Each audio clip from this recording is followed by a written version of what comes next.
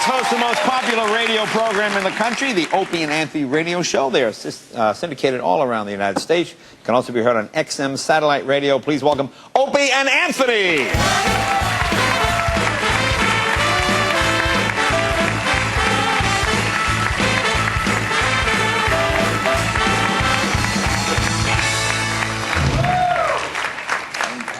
Good to see you. Let me guess, you're Anthony, you're Opie.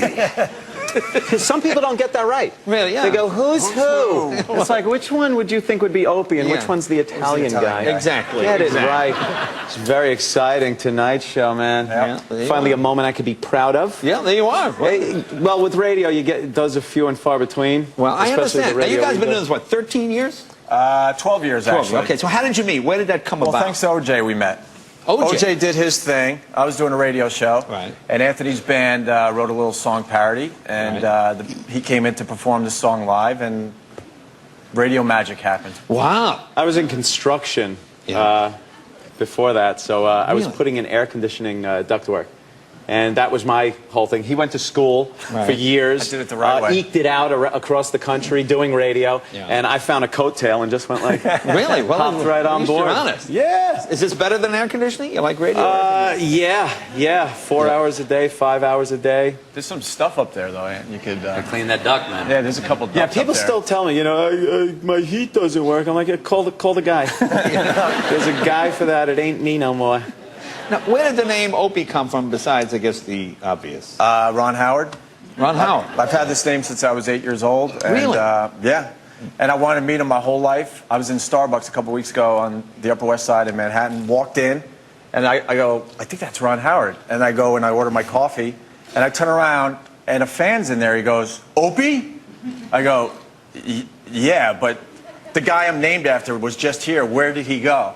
And Ron Howard ran out. And I ran across the street, and I got to meet him. You got to meet him. Okay. You talk to him like, hey, Opie. I go, yeah. I'm like, I'm Opie too. I go, I'm named after you. Yeah. Oh. He must have been thrilled. Great. You're named after me. Well, he did say, you know, when he Googles his name, you know, some of my bad stuff comes up, and he's a lot different than I am. So. We've had quite a journey. We've had some problems. You have had a journey. Radio is one of those businesses. It's very odd. The worse you do, the worse trouble you get into, the better job you get.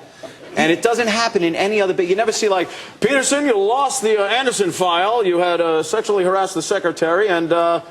Vice President Peterson. It just never. Radio, though, I know. you screw up and you screw up. That's right. You get a better gig. Show business is the opposite of real life. Yeah, that's the thing. It's bizarro life. How many times you guys been fired? 2, I guess. Two, technically. But huge. Now, I remember, I'm from Boston. I remember an incident a couple of years ago, maybe it's like 7, 8 years ago, where you guys went out, and for some reason you decided to announce that the mayor had been killed or murdered or something. We used the public airwaves and said he may have been dead. But it was April Fool's Day. It was April Fool's Day, Right. and believe me, the station we were on was not a news station. Right. You know? It would But definitely... still, it seems a little irresponsible. It was the mayor has totally been irresponsible. killed. You know what it was, though? We were just so sick of the typical DJ-like jokes that they do on April Fools. Hey, if you look out your window at noon, there's going to be a meteor outside. Yeah. Is there? And then, so Opie called me up in the morning and said, you know, let's just say the mayor's dead. And I'm growling, yeah, okay, fine. He wasn't awake yet, so I wasn't awake. And I was in a bad place that morning, so I said, you know what the heck, let's blow up our careers. It sounded great at the time. And what happened? Did you guys get fired for that? Escorted to the Connecticut state line. And really? Told never to return. Wow, that's unbelievable. Is this mayor or king? Can you do that? Well, he's been there long enough. And how does the mayor escort you to the state line? I said, please do not return the gun. And if you know Menino, it's like that. He's been holding a grudge ever since, by the way. Now, I noticed you seem to do impressions of different people. Someone told me you do a very cruel me. Is that true? Well, it's not really that. I just thought I'd maybe work on my car and put a space shuttle engine in a Volkswagen bus today and drive that into work. You know, you're fired. Get out. I'm sorry. Now, I know you do Tony Danza. I don't know anybody does. We had a lot of. Well, I was so mad when he got canceled because he was like great. Now you work on your monologues and stuff and you're professional. He would go out there and I don't know what, it was like some kind of a one-man improv thing. He'd be thoughts and prayers to everybody in India, the families of the earthquake victims. It was awful. I got to give my love and thoughts and prayers.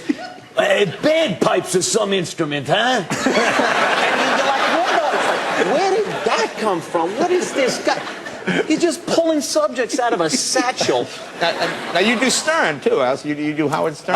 Yeah, well, that came up out of the mutual hatred, I guess, of each other. Yeah, there's been a battle that's gone on for quite a while. A bit of a feud? A little feud. And, you know, in the 90s and stuff, he was the pinnacle of what the shock jock thing was. And now to see him hit the talk show trail and pretty much as a radio salesman, it's a little sad to see, you know, let me tell you, Crazy Howie, my prices on this radio, insane, Robin, insane. Very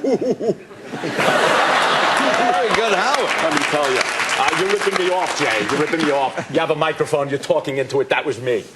I invented that. Well, I know, like most people, you have a feud with Howard. How did it start? Yeah. We don't really know. Yeah, You don't know? We came to New York, and he was in New York. We started getting popular. He was mad.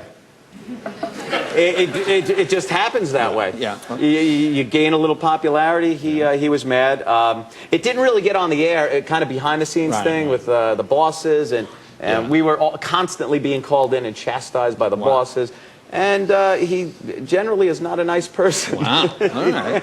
Now, have you guys been fined as well?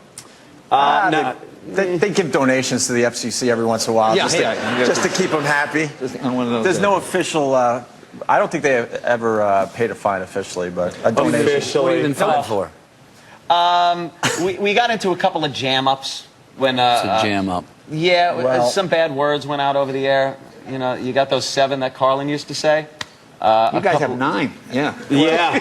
And to answer, and there may have been an incident where a couple had sex at a church, maybe.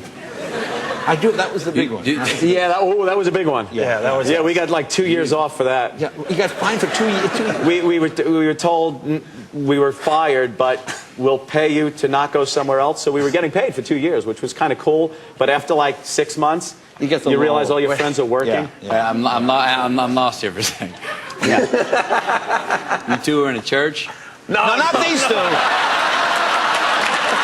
Not these two. But again, that might be their next stunt. Keep listening. Watch the ratings. That could be the next stunt. Guys, we gotta go. Jay, Anthony, Opie, thank you, gentlemen. Be right back with the